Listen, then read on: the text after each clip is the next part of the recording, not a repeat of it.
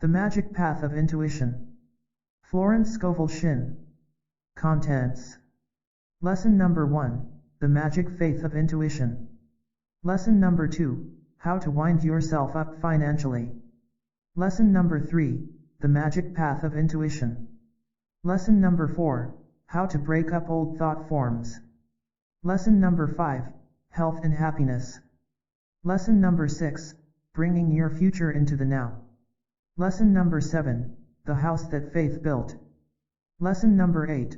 Do not let your heart's desire become a heart's disease. Lesson number 9.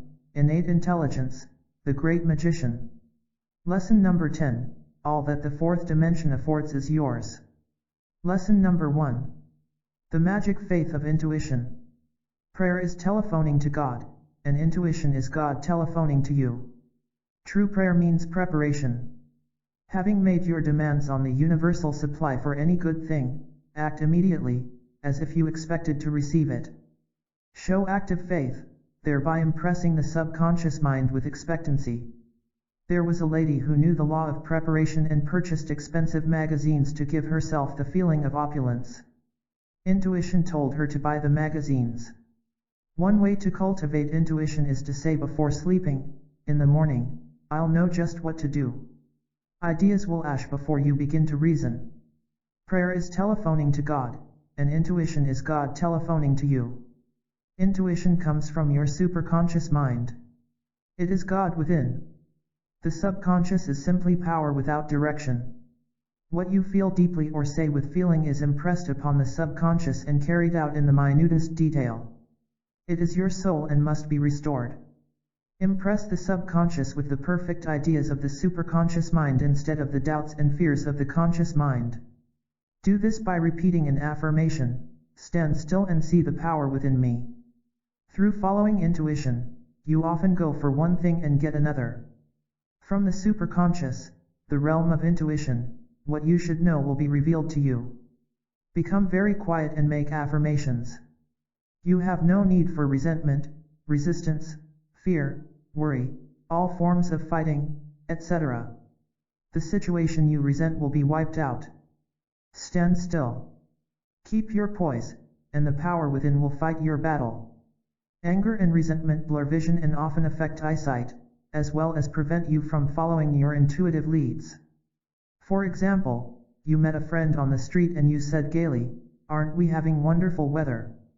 She replied, "Yes, but you are looking rather tired." Then you answered, with feeling, making your first false move, "Oh, no. I've never felt more rested in my life." Then she replied, "Well, perhaps you look badly because you have such an unbecoming hat." Filled with resentment, you hurried home to look into the mirror to see what was wrong with the hat. You had a pain in the back of your neck, for your attitude of mind has caused congestion there. From this comes the slang expression, "You give me a pain in the neck." You are now ready to contract a cold or something worse. Call on the law of forgiveness at once. Send love and goodwill to your friend, and say, "Oh, power above, give me another chance. This time I won't argue.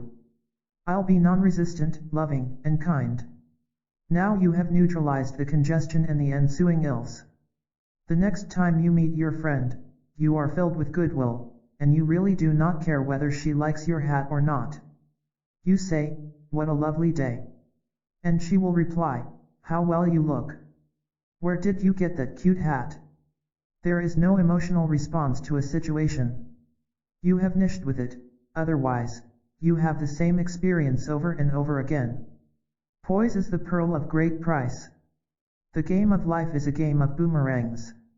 Whatever you send out comes back. Jesus said to do unto others as you would be done by them. You cannot hurt anyone without hurting yourself. All of us are linked by a mysterious magnetic force. What you send out in word or thought against another reacts on yourself. If a person is purely on the mental plane, his comeback, or karma, takes longer. If you are developed spiritually, it returns very quickly. The more you know, the more you are responsible for. So learn your lessons and be thorough with the long road of experience. Send goodwill to your seeming enemy, and you surround yourself with a great aura of protection. Your enemies are only those of your own household, your subconscious beliefs. If you hate and resent a situation, you have fastened it to yourself, for you attract what you fear or dislike. When someone has been unjust to you, you are filled with wrath and resentment. You cannot forgive that person. Time rolls by, and another person does the same thing. It is because you have a picture of injustice engraved in your subconscious. History will repeat itself until you think you are cursed with misfortune and injustice. There is only one way to neutralize it. Be absolutely undisturbed by the injustice, and send goodwill to all concerned. Affirm, my goodwill is a strong tower around me. I now change all enemies into friends. All inharmony into harmony. All injustice into justice. You will be amazed by the working of the law.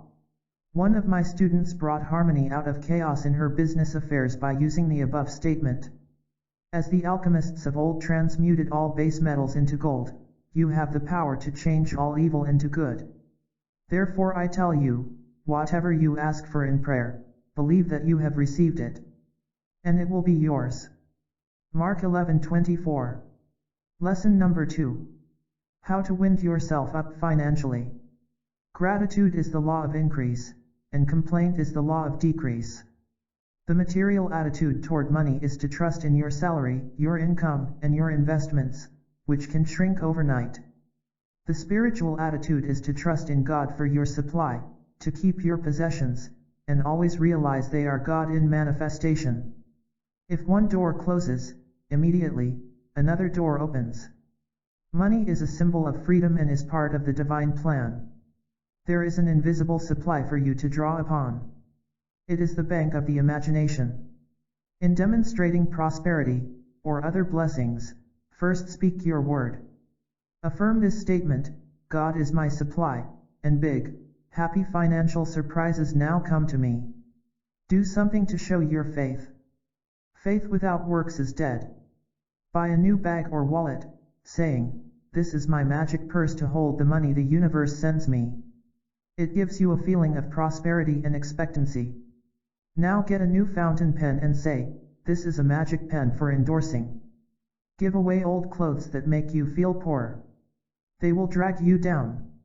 This is true prayer, which means preparation. You now feel that you have already received, on the invisible plane. Manifestation will come under grace. Things should never possess you, you should possess things. Don't have a fear of loss, or your possessions will disappear. You never really possess that which you are in fear of losing, and if you do not appreciate a blessing, it is not impressed upon the subconscious and will fade out of your life. For example, a lady owned some beautiful pearls. She had great wealth but always talked lack and said repeatedly, someday I'll have to eat those pearls. Now her fortune has vanished, and the pearls were sold for food and other necessities. Words and thoughts are a form of radioactivity, and do not return void. By your words you are justified, and by your words you are condemned. Count your blessings. It is the law of increase. Be grateful for what you have, and you will attract more to be grateful for. Gratitude is the law of increase, and complaint is the law of decrease. Continually give thanks for what you have, and for manifestation of invisible supply. The following affirmation has brought wonderful results. I give thanks that the universe is my supply, and I am now linked with endless streams of steady, ready money, under grace in perfect ways. Another good statement is, I shall not want, for my supply precedes me. Faith must become a habit. No matter how much money you have, if you feel poor, you begin to lose money. Nothing comes into your life uninvited. You are always inviting poverty or prosperity through your quality of thought. Now is the appointed time. Today is the day of my amazing good fortune. All day affirm silently a statement of truth to counteract negative thoughts. As money goes out, I touch a hidden spring, which releases large sums of money to return to me, under grace, in miraculous ways. It does not mean that you throw money away or spend foolishly. It means that you are fearless in following your intuitive leads to spend or to give. For example, a woman had an intuitive lead to give a friend who had been very helpful to her $100. Soon after that she received $1,000 from an unexpected source. Do not be afraid to make large demands on the bank of faith and trust, company of the universe, but you cannot attract more than you feel at home with. If you feel at home with millions, millions will feel at home with you. Financial freedom is God's idea for man. What God has done before, He can do for me and more opens doors.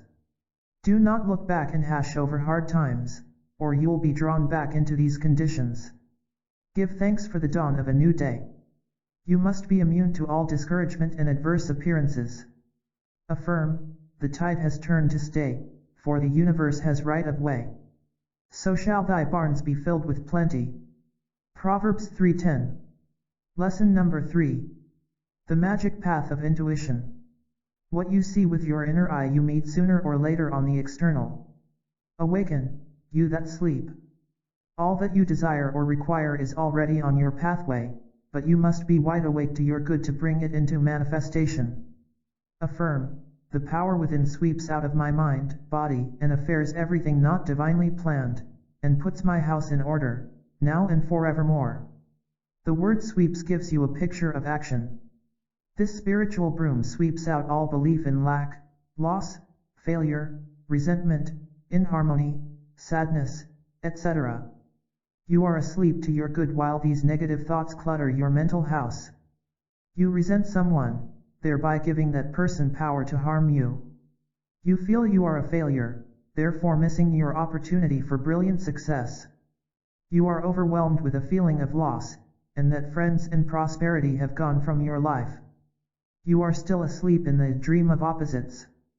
Wake up and you will find a new world of health, wealth, and happiness, with every desire of your heart fulfilled. It is brought about by your word, for your word is your wand. When in the deepest despair is the time to wave your word over the situation. Baptize every failure by saying success. Never let the third dimension interfere with the fourth dimension. The third dimension is the world of adverse appearances. It is the fog most people live in. Your affirmation dissipates the fog, and the sun is out. Affirm, the sun now comes out in my mind and body, and I see clearly the fulfillment of my heart's desire. Your dreary desires are answered drearily. Your impatient desires are long delayed or violently fulfilled. You long for flowers and say, "Poor me. No one ever sends me any." One day you walk along the street and a pot of geraniums hits you on the head. These are your flowers, but not under grace in a perfect way. You should have said, "I give thanks that my flowers come from the universe, under grace in a perfect way." Then they would have been received through the right channels. This is the law of nature, use or lose. Hoarding and saving always lead to loss. Use what you have, and more will be added unto you. If you save for a rainy day, or in case of sickness, they are sure to come. Use money you have freely, but with wisdom, knowing your invisible supply is always at hand. Soon the law of accumulation will be set in action, abundance will pour in and pile up. Never say, "I am broke," as it impresses the subconscious with a picture of emptiness. The game of life is a game of solitaire. As you change, so do your affairs. Affirm, I am now immune to all hurts and frustrations. The power within is perfect peace and perfect poise. A student once told me her mother always made scenes on holidays. At her sister's home, the mother said, "I never want to dine in this house again." Next year, she was in the hospital. The student visited, and the mother said, "God has sent me this trial, so I will bear it patiently." The student replied, "Mother, God didn't send you this illness, you attracted it yourself by your angry words. You said you didn't want to dine at Hannah's again, and here you are." The mother replied, "Oh, let me alone. I prefer my old God who sends trials and tribulations." The student asked her to think constructively while in the hospital, to see herself walking into Hannah's house, well and happy. The mother did so and was well again within a few weeks, to the surprise of the doctors. What you see with your inner eye, the imaging faculty, you meet sooner or later on the external. So see clearly your goodness, your health, your success, your happiness, and they will come to pass. Faith brings fruit. I am often asked why it is easier to see failure than success, unhappiness than happiness. It is of our early training, which was usually negative. When good things happened, people exclaimed, "This is too good to be true." Millions of people have neutralized their good by this attitude, for you are accountable for your idle words. They impress the subconscious and are carefully carried out. Affirm, I see vividly my immediate and endless supply. It comes from a higher power, and all doors wide open. All channels are free. I see vividly my radiant health, perfect and permanent. I see vividly my heart's desires come to pass in the twinkling of an eye. Do not visualize or force a picture. It will ash into your consciousness from the superconscious. A powerful statement is, the light of light streams through my mind, body, and affairs, revealing all in divine order. I see clearly there are no obstacles on my pathway. I see clearly the open road of fulfillment. It is important also to have happy surroundings. No dreary pictures. Keep your desk in order. Have fresh blotting paper handy. There is nothing like fresh blotting paper for attracting big checks. An orderly consciousness is a rich consciousness. A London newspaper told a story of African chiefs who toured the city. Nothing impressed them until they saw the subway and an escalator. They were immediately entranced and exclaimed, "Ah! The ground walks affirm, I am now on the ground that walks, which takes me right to my promised land, in a magical way." Don't sing sad songs. Your subconscious is impressed by anything you feel deeply. Your word is your wand. Nothing is too good to be true. Nothing is too wonderful to happen or too good to last. Order is heaven's first law. Alexander Pope. Lesson number 4. How to break up old thought forms. No one keeps you out of your good but yourself. A negative idea, continually dwelled upon, will create a thought form in the subconscious. These thought forms will meet you on your pathway of life until you neutralize them. If you are filled with suspicion, you soon find what you are looking for. What you fear, you attract, and nothing can save you but neutralizing your fears. Act fearless and walk up to the lions in your way. Your fears will externalize in concrete experiences. Affirm, I give thanks for my whirlwind success. I sweep all before me, for I work with the Spirit and follow the divine plan of my life. The decks are cleared for divine action. This affirmation is very strong, for it brings a feeling of tremendous power. Old thought forms dissolve, and the divine idea of success takes its place. Don't call someone a poor Nelly. You help demagnetize her. The human mind is helpless to cope with these negative thoughts. The victory is won by the God within the superconscious mind. Affirm, I am magnetized by the universe. I have and hold, from this day forth, and forevermore, all that is mine by divine right. In the story of Cinderella, her stepmother and stepsisters were the thought forms she had built up in her consciousness. Nearly everyone has a cruel stepmother in their subconscious, keeping them out of their good, usually called an inferiority complex. The fairy godmother appears to tell her that she can go to the ball and have the things she desires. The fairy godmother is the superconscious mind, the God within, with whom all things are possible. Cinderella loses her glass slipper and gets her desire, her prince. Your fears make a galley slave of you, so call on the power within to set you free. Affirm, all things are possible here and now. I now attain the seemingly unattainable. Taking a trip often breaks up old thought forms, for it brings a change of scene and environment, new thoughts.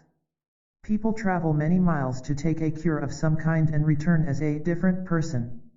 People who come to Vichy and Carlsbad are greatly benefited because they left their worries behind. Natives keep fears and receive no benefits. Don't build up an envy thought form, it keeps you out of the promised land, yours. You built yourself a prison. No one keeps you out of your good but yourself. A thought form of self-pity is one of the most dangerous you can have. The more you pity yourself, the worse things get. Be above the worry belt in consciousness, and then you will have instantaneous manifestations. Your success, happiness, or abundance comes to pass in the twinkling of an eye. Let not your heart be troubled, neither be afraid. John 14:27. Lesson number 5. Health and happiness. A harmonious person is never vibrating at the same rate as a germ. Health and happiness go hand in hand. Ill health is caused by inharmony. A teacher says he never asks a student, "What is the matter with you?" I ask, "Who is the matter with you?" As long as anyone can cause you to be angry, resentful, irritable, sad, etc., a harmful reaction takes place in the cells of your body, producing some sort of disease. For example, a woman was wrongly deprived of $200.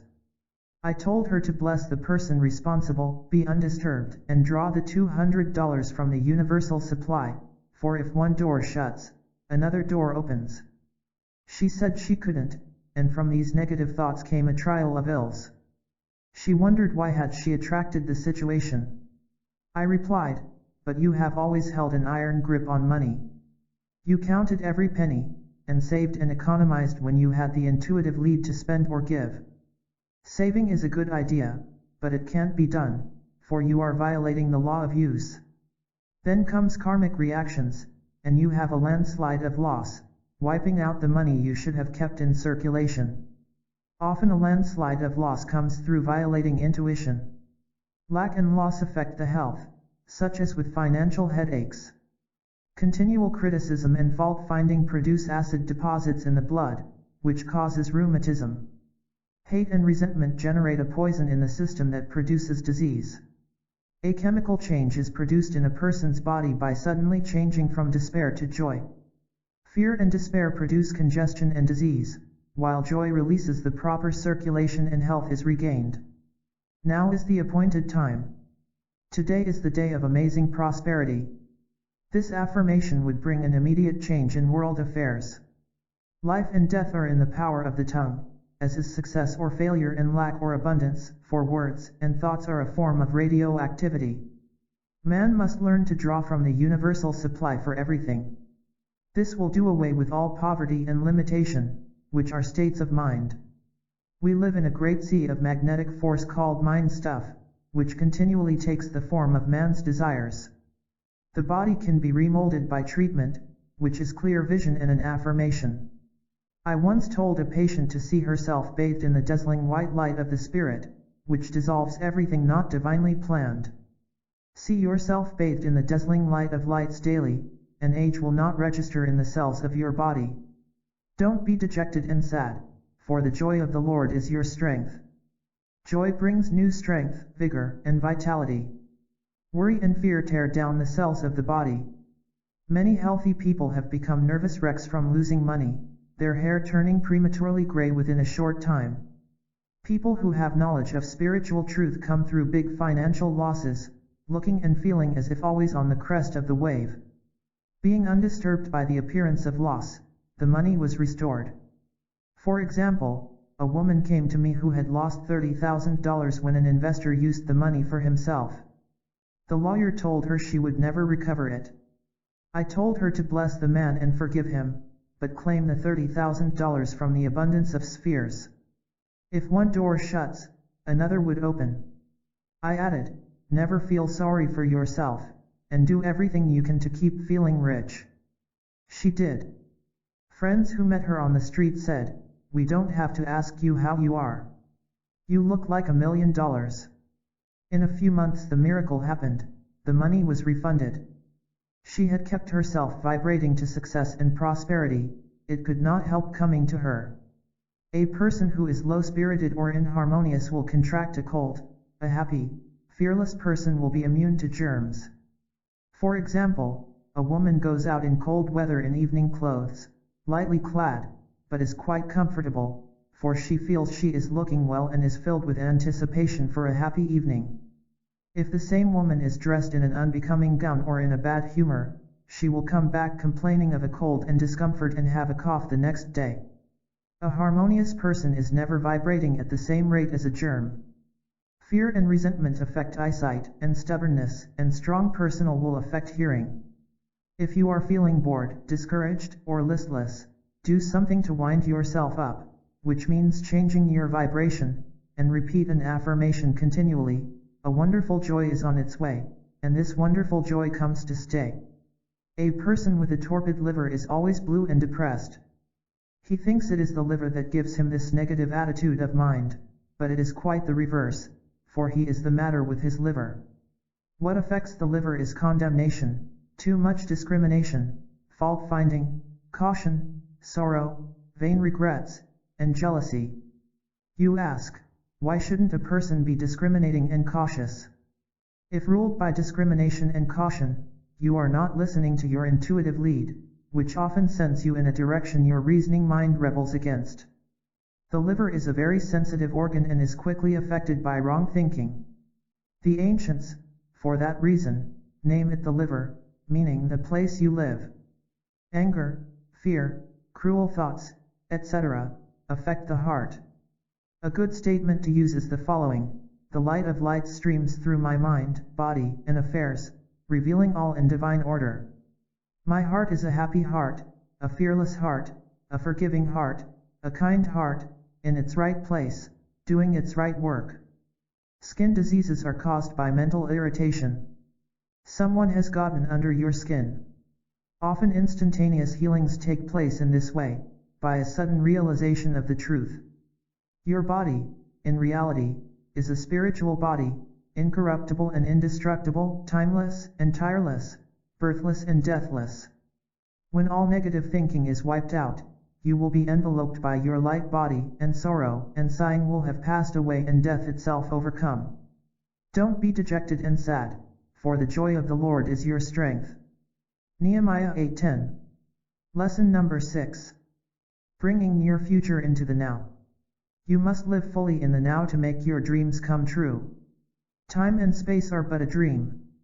Man must bring his future into the now. Blessings that seem so far away in the future are already prepared for you, waiting for you to believe in manifestation. For example, a student desired a watch. I told her to believe she already received it, and she soon received it from a friend. Realization is manifestation. You ask, how can you get rid of doubts and fears, which prevent realization? The answer is by taking an affirmation that gives a feeling of security and satisfaction. If you are afraid of a big dog, say, "Beat it, you big bluff." The courts, fears, and adverse appearances are certainly only big bluffs. A man who worried continually, seeming impossible to stop his worrisome thoughts, took out his watch and said he would worry for half an hour. To his surprise, he found it impossible to worry, for he had put the law of non-resistance into operation. We ask the universal supply and then sigh, "I'll not get it." The successful man walks to hidden music. With rhythm in his thoughts, all the traffic goes his way. He has lucky breaks. Out of luck, out of rhythm. Affirm, the tide has turned to stay, for God has right of way. You turned the tide, it brings joy and abundance. You gave the right of way. This brings your future into the now. Show active faith to turn the tide. Some people always live in the future. It is daydreaming, and they never catch up with the now. One brother had a big vision and went to a large city where he linked up with opportunities that brought him fame and fortune. The other boy spent time telling people what he would do when he got $1 million. He never got further than his rural audience.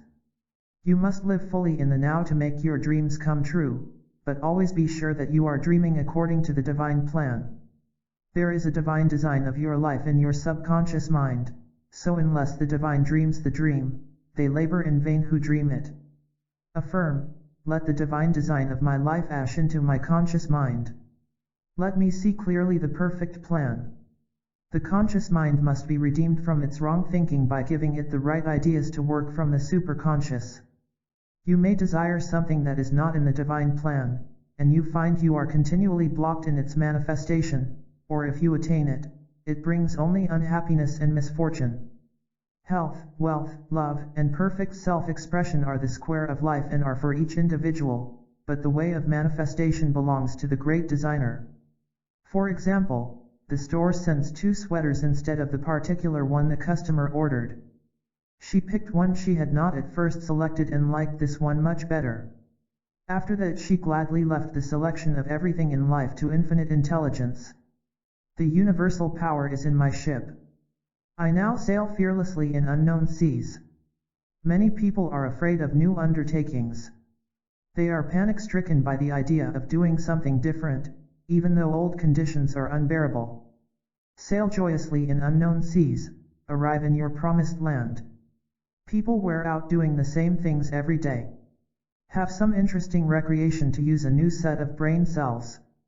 In order to be successful, the element of play must enter into what you are doing. Let the ideal be the only reality in your life, then the obstacles and hindrances will melt away, as you are undisturbed by them. The spirit is pure intelligence, upon which man draws to tune in.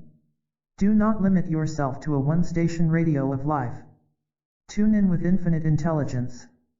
Look with amazement at that which is before you. With the fixed idea that your supply comes from infinite intelligence, you will always be provided for, in both big and little ways. The big things in life will come easily if you have no doubts or fears. So live fully in today, and bring your future into the now. Behold, I say unto you, lift up your eyes and look on the fields, for they are white already to harvest.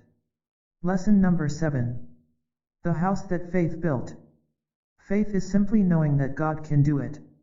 Hebrews 11:1 says, Now faith is the substance of things hoped for, the evidence of things not seen. This is a scientific statement, for as we live in a sea of magnetic force, called mind stuff, what we imagine is impressed upon this sensitive substance and crystallizes, sooner or later, on the external. The experiences you meet in life are your own creations. Henry Wadsworth. Longfellow said, A man's life is the history of his fears. Why not make it the history of your faith so someday you can say, this is the health that faith built. This is the wealth that faith built. This is the success and happiness that faith built. Doubts and fears are sins, for they impress negative pictures on the mind stuff and bring lack, limitation, or disaster to pass. Have faith in the affirmations you use. Never use a statement that does not give you a feeling of security. Faith is like the Gulf Stream, a river owing through the ocean. Faith brings warmth and will change conditions for you. For example, a woman came to me with the appearance of a flesh growth. It was quite noticeable and long-standing, but she had perfect faith that it could be healed. Weeks passed by without any apparent change, but she said, I have perfect faith that God is doing His perfect work. One day, it suddenly disappeared. Her friends were amazed and said, You had better go to a doctor and see what happened. She replied, I am perfectly well. God has done His perfect work. Faith is simply knowing that God can do it. Every unpleasant condition in your life is the result of a lack of faith. A student demonstrated several $1,000s after years of lack, but her first act was prompted by fear instead of faith.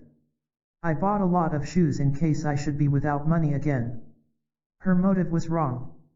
Watch your own motives with all diligence, for out of them are the issues of life.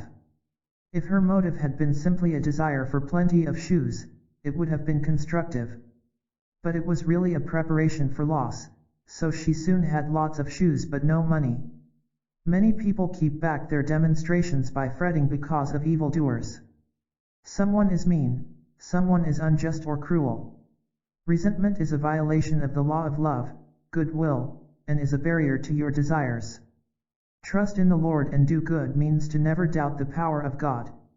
Trust infinite intelligence with the management of your affairs, never interfere with doubts or worry, and let every act be prompted by good motives. Follow your intuitive leads and prepare for the blessings you have asked for, regardless of adverse appearances. True prayer means preparation.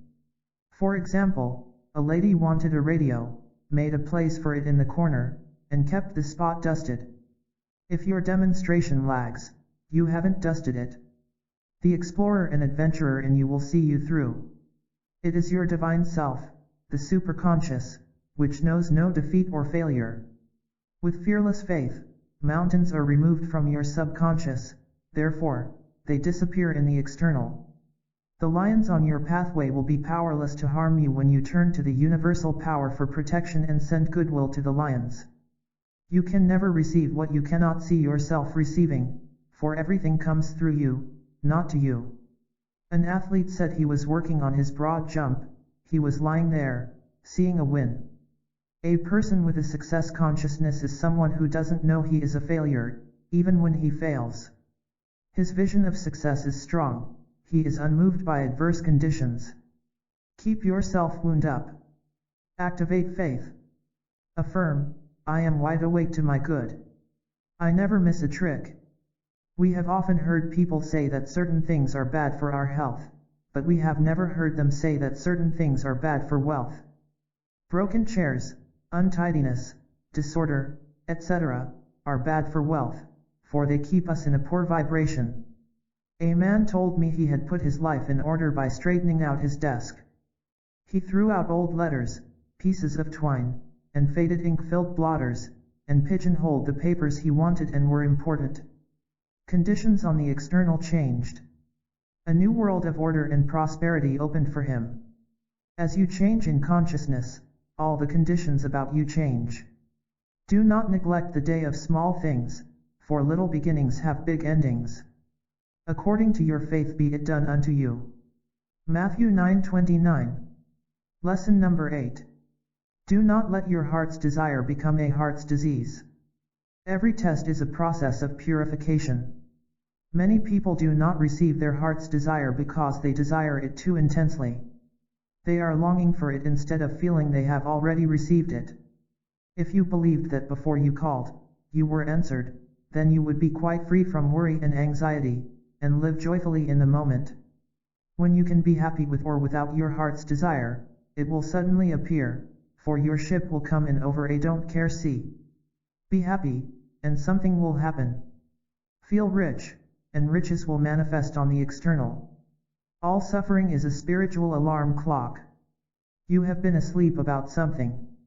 Perhaps you have been unjust, unforgiving, ungrateful, critical, or intolerant. Perhaps you were afraid to follow an intuitive lead. Suddenly the karmic factories begin working, for the way of the transgressor is hard. For example, you have condemned someone, and now someone condemns you. You were unjust, someone is now unjust to you. You were intolerant, someone is intolerant toward you, etc.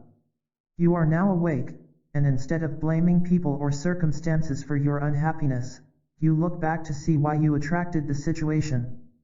Someone you disliked harmed you, but you gave that person power to hurt you, because you withheld love and goodwill. Your own poisoned arrows have returned to you. Now call on the law of forgiveness and affirm the statement, I call on the law of forgiveness.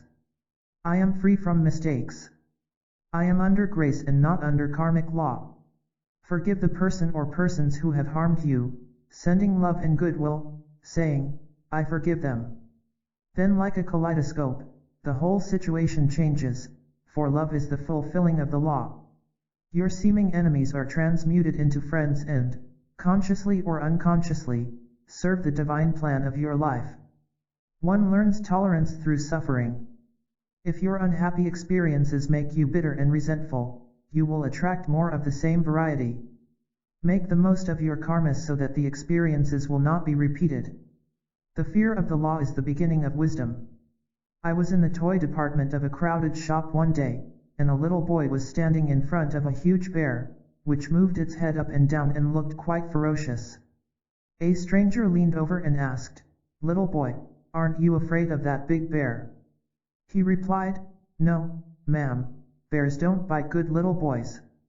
He had a clear conscience and was unafraid. To receive the desire of the heart, all karma must be wiped out, as well as anxiety, impatience, and fear. We are told to wait patiently on the law. Patience means non-resistance. Practice non-resistance on the law, and it will bring your desire to pass. I heard a man say, the good Lord takes his time. He's the one man you can't hurry. It came to me as a direct message, for I had become impatient and was trying to force a demonstration. I suddenly realized that the more patient, non-resistant, I was, the quicker the universe could work. Soon the demonstration came in, over a calm sea. People so often keep back a demonstration of their good by outlining the channels. Happy is the man who believes that infinite intelligence knows the way of fulfillment. For example, a woman had a business enterprise she wished to develop. She tried every avenue she could think of, but no one was interested enough to help her. She became non-resistant and put it in the universe's hands, saying, I'll let the universe attend to this. I let go. She was visiting in a distant city and met a woman, seemingly quite by chance, who asked her if she might carry out the enterprise. The universe is eternal, reliable, and unchangeable but must be given the right of way. Personal will keeps you out of your own kingdom. For example, a friend came to me saying she would be obliged to sell a piece of jewelry in order to have ready cash. She did not want to sell it and regretted that it was necessary to do so. I said, why, this pin isn't your pin, it is the Divine Spirit's pin. We now place it upon the altar. If it is Spirit's will, you will sell it, if not, you will receive the money in some other way.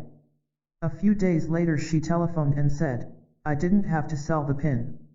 I received an unexpected check that supplied the money I needed. She had applied this wonderful law of renunciation, which is so difficult for many people to understand. The desire of the heart can only be attained through non-resistance.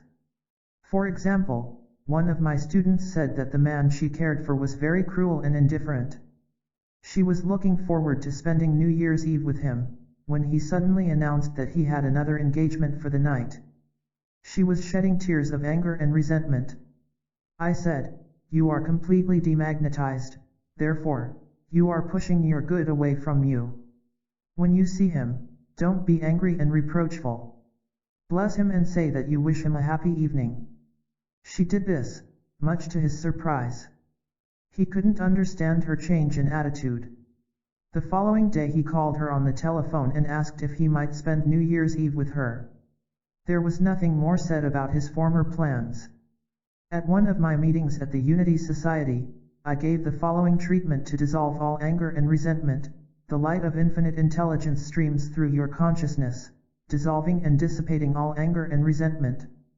You are at peace with yourself and with the whole world.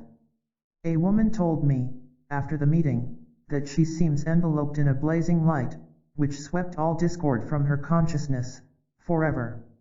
She said, when you were speaking, I realized I had lost everything I ever loved through anger, but now I feel that I can never be angry again. It was a most wonderful experience. Many people think if they can control their temper or not show anger, it is enough. This is not the case. The vibration goes out just the same.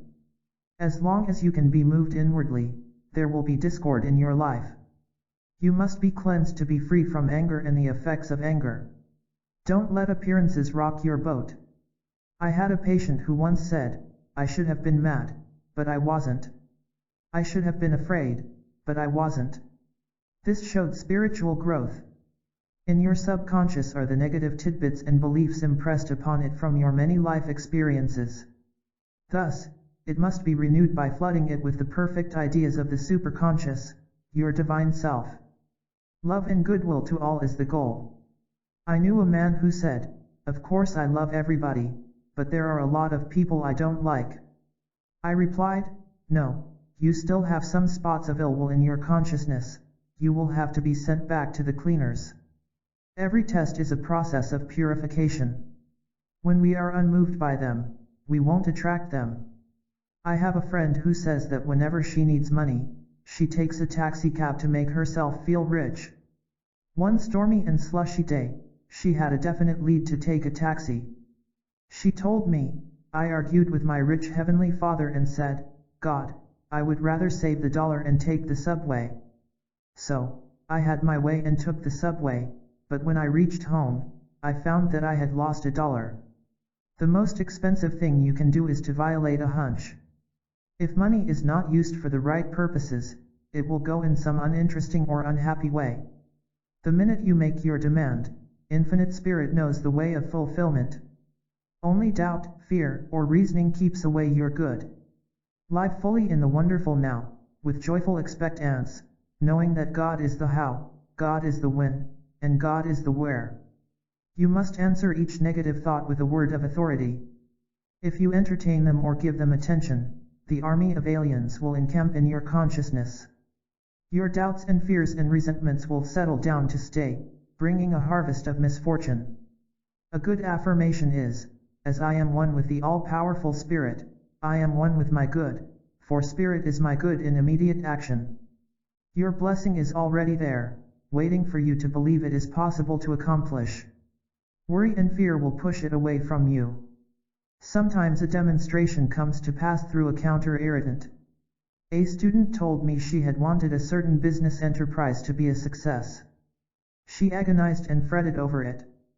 Then something else came into her life to worry her, which took her thoughts completely off the business. She forgot to worry about it. Suddenly she had a telephone message saying the deal had gone over, followed by a large check. She had shifted her worry thoughts long enough for the deal to go through. When you have completely put to flight your worries, there will be nothing to interfere with the immediate manifestation of every good and perfect gift, for your heart's desire is no longer a heart's disease. The Lord is my shepherd, I shall not want. Psalm 23. Lesson number 9. Infinite Intelligence, the Great Magician. When you realize that time and space are but a dream, you live suspended in the moment, and time can never touch you. Magic and miracle come from the same root word. It is a good thing to go see a magician once in a while, to get the realization of things coming suddenly from apparently nowhere. Of course, with the magician, it is a trick. Out of his hat come rabbits and ducks, out of his sleeve, a bowl of gold sh. Now we must get the realization that with infinite intelligence, the seemingly impossible can come to pass. The universal power, the great magician, changes a curse into a blessing, despair into joy, lack into plenty, sickness into health, etc. There is no limit to the good that God has prepared for man. Only doubt or unbelief shuts off the power within each man. However, faith turns the power on again, so it is necessary to do everything to develop faith in that power. Sometimes a new affirmation or a new idea will suddenly give you the realization, which is manifestation. In one of my classes, I explained that it was necessary to become as a little child in order to be a good demonstrator and bring in the element of play. Then I said, let us look upon the universal power as the great magician and draw out of his hat whatever we desire or require. This eliminates all questioning as to the channel. We see simply the giver of the gift. One man present was in the real estate business, and a few days afterward, he was asked by his RM to locate a 7-story building in a certain district for a client. It seemed impossible to find just what he wanted, and he became discouraged. Then he thought of the great magician's hat.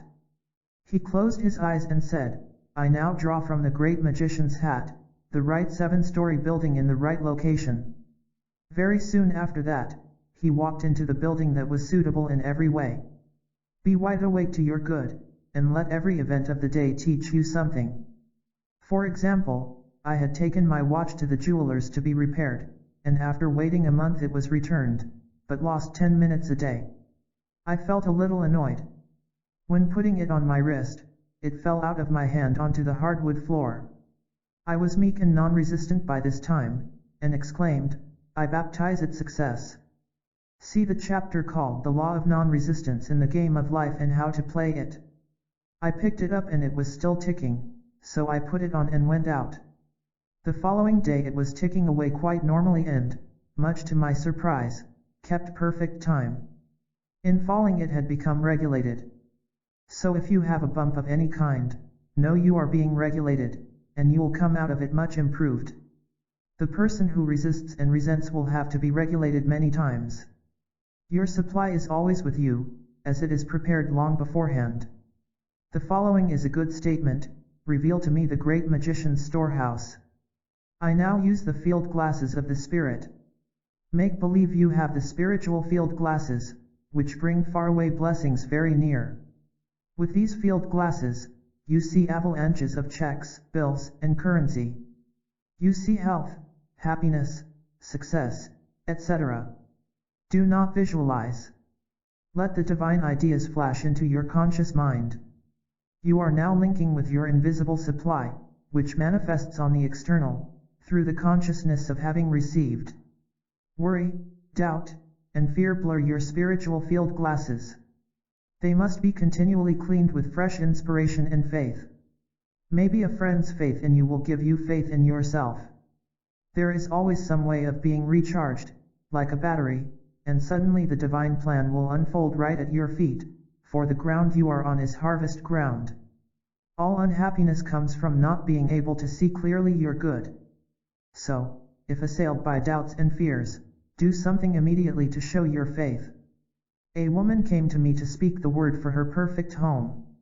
She was living in a small room in a hotel. She was discouraged, so I told her to dig a ditch, see the chapter called The Law of Prosperity in the Game of Life and how to play it, to do something to show faith. She returned one day with a long package. She said to me, "Bless it." I asked, "What is it?" She replied, "A carving knife. It's something I have no use for in a hotel." So her active faith, which is preparation, opened the way for her divinely designed home.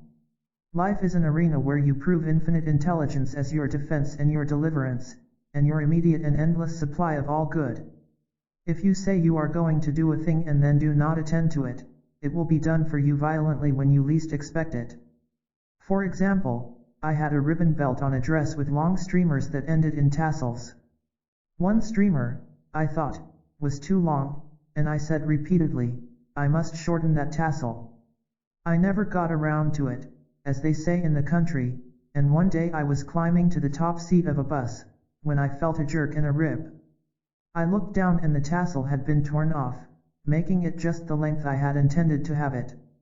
This was an unimportant experience, but it taught me not to say I was going to do a thing and then not do it. Despise not the day of small things. A woman told me the following story, roving the reality of her invisible supply. It was in the early spring. She wanted some apple blossoms and started out in her car to go to the nearest farmer. She went to one after another, being told by each farmer that it was too early in the season for apple blossoms. Undiscouraged, she made a final attempt. She drove up to the next farmhouse to ask and had the same reply. She looked over at the orchard and exclaimed, "Why, there are blossoms on one of those trees." The farmer replied, "Those blossoms came out after your arrival here.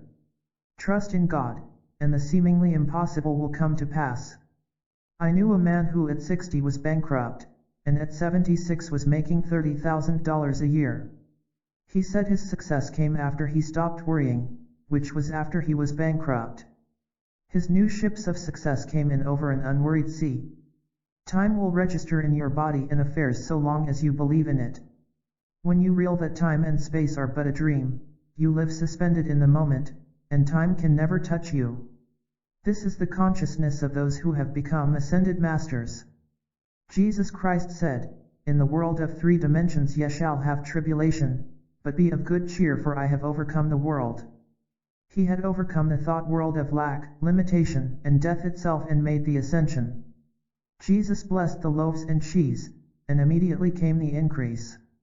It was because he had the unshakable conviction that the infinite intelligence within accomplished the work. He taught this to his disciples and the people. He did not claim any more for himself than he did for others. After 2,000 years, we realize the amazing simplicity of his teachings.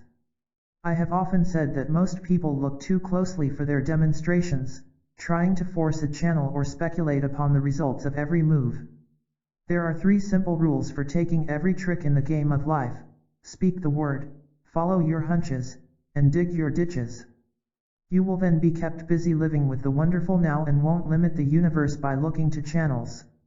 In one of my classes we brought up the old proverb, "The watched pot never boils." One of the students said, "We should have a whistling tea kettle, which does not have to be watched. When it boils, it whistles for you. So it is with your demonstration, it will whistle for you when it is ready, and when you are ready for it." Many people are asking for conditions that they would not be big enough to handle. You have to grow up to your demonstration. Your heart's desire is ripe, but you are green. I have known women who were filled with doubt, fear, and suspicion ask for perfect love and companionship. It would appear in their lives for a short time, but then be tragically ended, for the old fears and suspicions were stronger than love and faith. Your good must be built upon the rock of fearless faith. Ideals will be made real if held without wavering. It is useless to say we have faith and then act to the contrary. Action impresses the subconscious, and if you run away from a situation, it will run after you. The only way you can neutralize fear is to walk up to the thing you are afraid of. Self-pity is one of the deadly sins. Poor me is the worst affirmation you can make, as it cuts you off from the power within, and you will have more and more reasons for pitying yourself. I give the example of a woman who came to me, feeling she was neglected and left out of all the good things in life. I gave her the affirmation, "There is nothing too good for me." She repeated it hundreds of times, and suddenly, conditions commenced to change.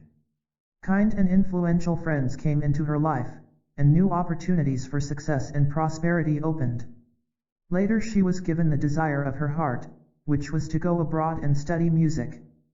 Bruce Barton says, "There is danger in being sorry for yourself. Return to that infinite intelligence, the great magician, for I will even make a way in the wilderness and rivers in the desert. I will liken him unto a wise man, which built his house upon a rock."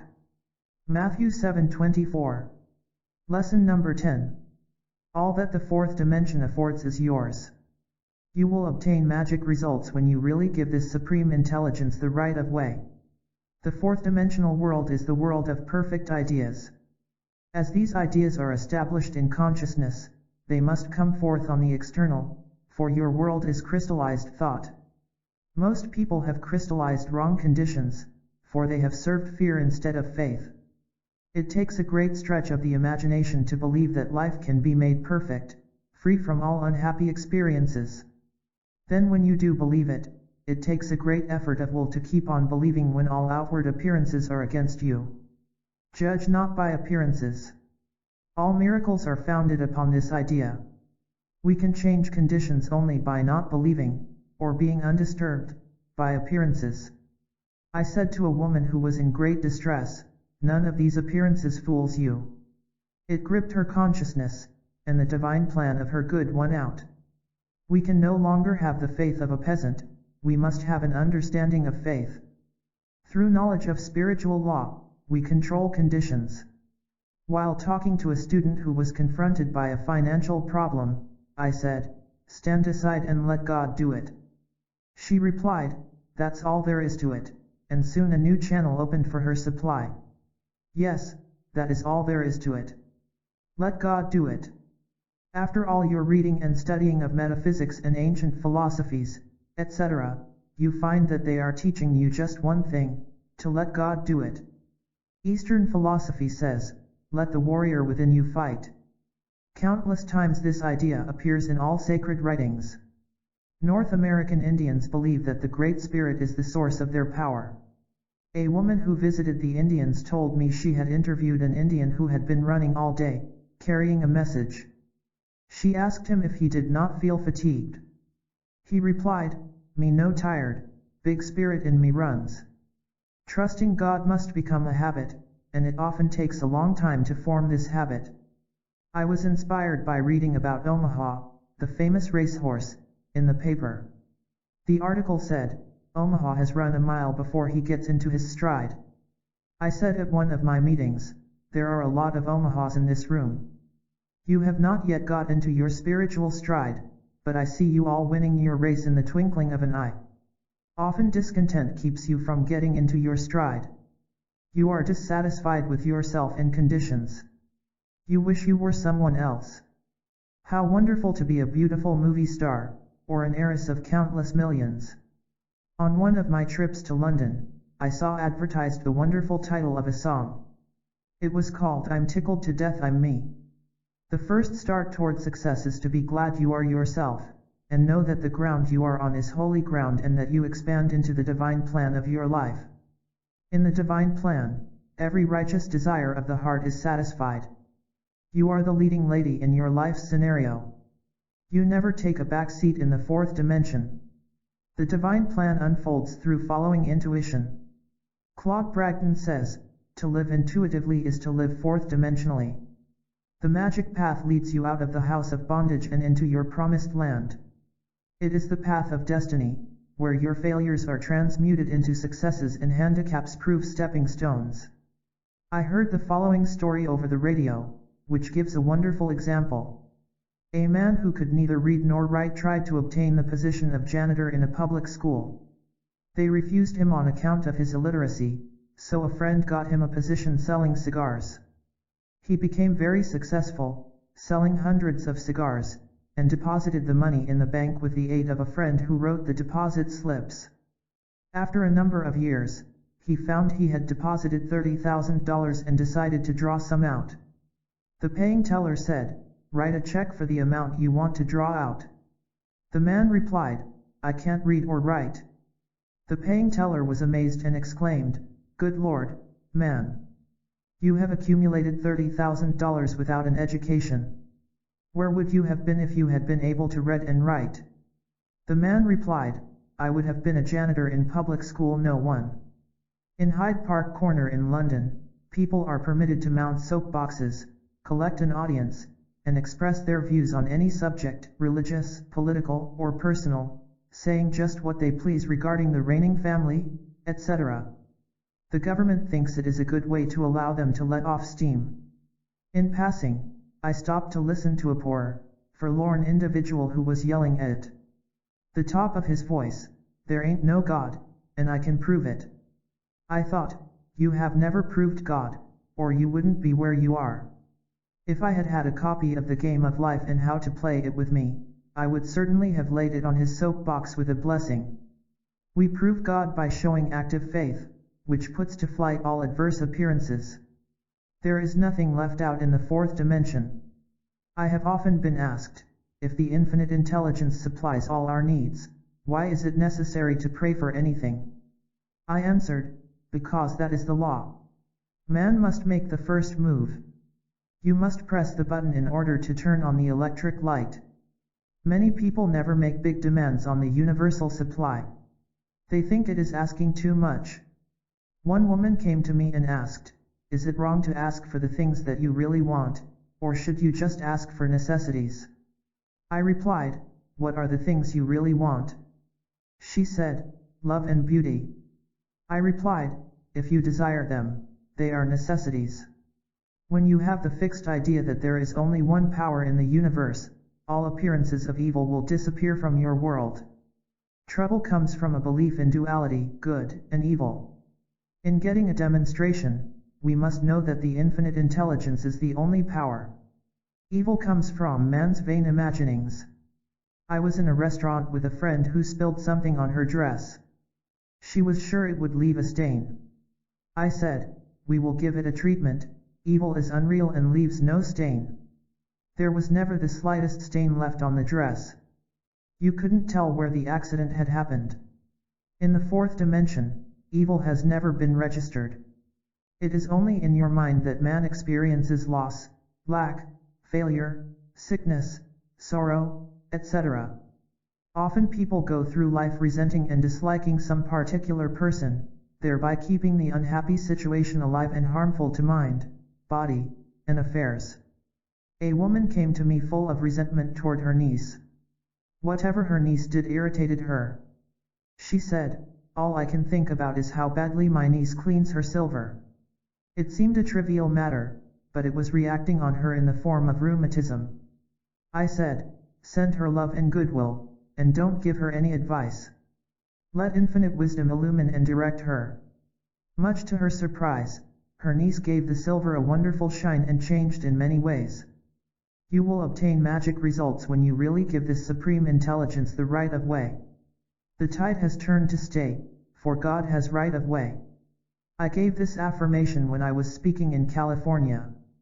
A man in the audience came to me after the meeting and said, "That is a marvelous affirmation. I am an engineer, and I know what it means to have the right of way. Desire is a tremendous power and must be rightly directed.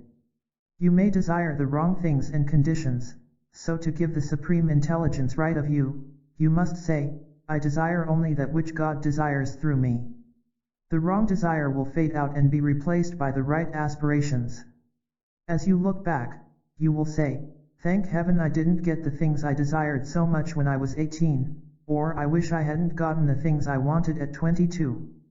You make sure your wishes are foolproof by saying, I desire the divine ideas only to come to pass, under grace and in perfect ways. I say in the game of life and how to play it that health, wealth, love, and perfect self-expression are the square of life. See yet first the fourth dimension, and the perfect plan of your life will come to pass. You will LL the place that you can LL and no one else can LL righteous desires of the heart, no matter how extravagant or seemingly unattainable, will be added unto you. Ask, and it shall be given you, seek, and ye shall find, knock, and it shall be opened unto you. Matthew 7:7. About the author. Florence Scovel Shinn was born in 1871 in Camden, New Jersey. She was a gifted teacher, artist, and writer who shaped the fields of spiritual growth and new thought. Through her inspiring work and numerous books, she was a profound influence on best-selling author and metaphysical lecturer and teacher Louise L. Hay, as well as many other pioneers of personal transformation.